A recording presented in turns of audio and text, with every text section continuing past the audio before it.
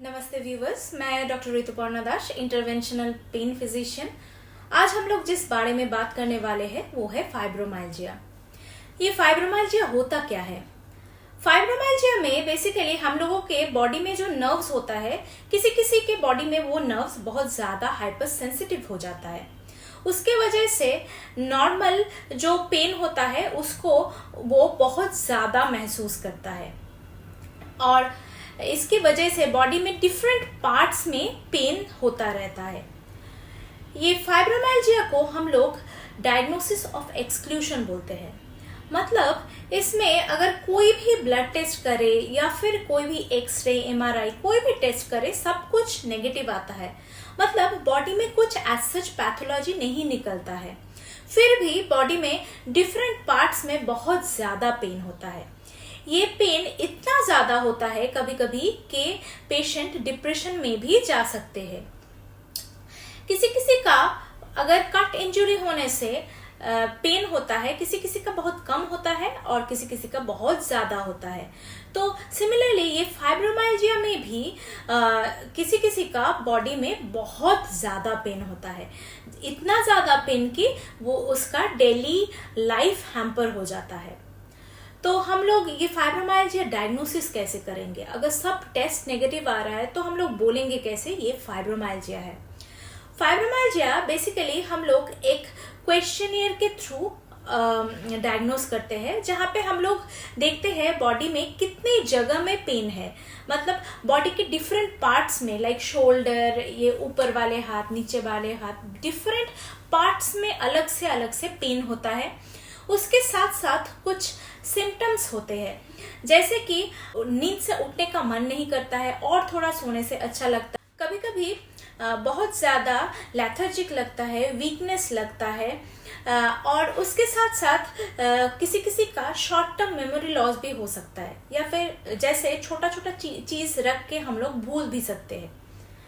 और इसके साथ भी कुछ और सिम्टम्स होते हैं, जैसे कि बहुत हेडेक, धूप में निकलने से स्किन में रैश, कभी कभी भूख ना लगना, कॉन्स्टिपेशन या फिर ऑल्टरनेटली डायरिया, कभी कभी झिंझनाहट, सुन्न हो जाना, वैसे भी हो सकता है।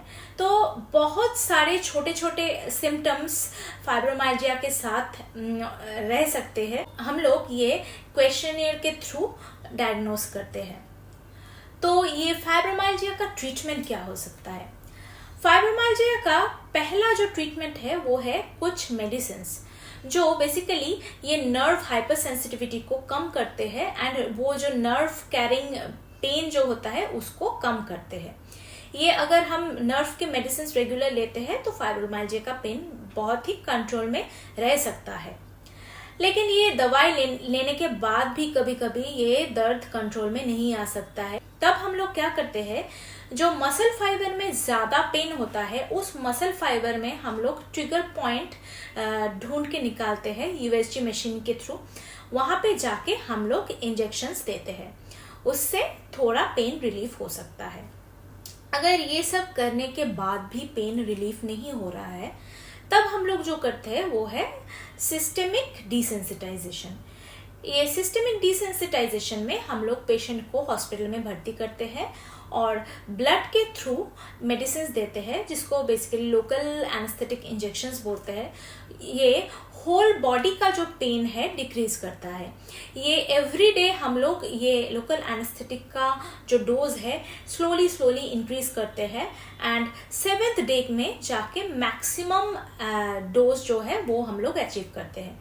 तो ये एक 7 दिन का कोर्स रहता है, इससे आपका होल बॉडी का पेन धीरे धीरे कम होता है। इसके साथ साथ भी कुछ लाइफस्टाइल मॉडिफिकेशंस करना पड़ता है, जैसे कि रेगुलर एक्सरसाइज, दिन में आधा घंटा मिनिमम वॉकिंग करने से भी ये फाइब्रोमाइल्जिया का पेन कम हो सकता है। और कुछ फ्री हैंड एक्सरसाइज जहाँ पे आपका होल बॉडी मूवमेंट हो रहा है, हाथ पैर एक साथ आपका मूवमेंट हो रहा है, ऐसा एक्सरसाइज लाइक स्विमिंग, डांसिंग, ये सब करने से भी आपका फाइब्रोमाइल्जिया का पेन कम हो सकता है। तो फाइब्रोमाइल्जिया बेसिकली इज अ बहुत ही ब्रॉडर स्पेक्ट्रम ऑफ डिजीज़ है, जो एक चीज़ से डायग्नोसिस नहीं होता है।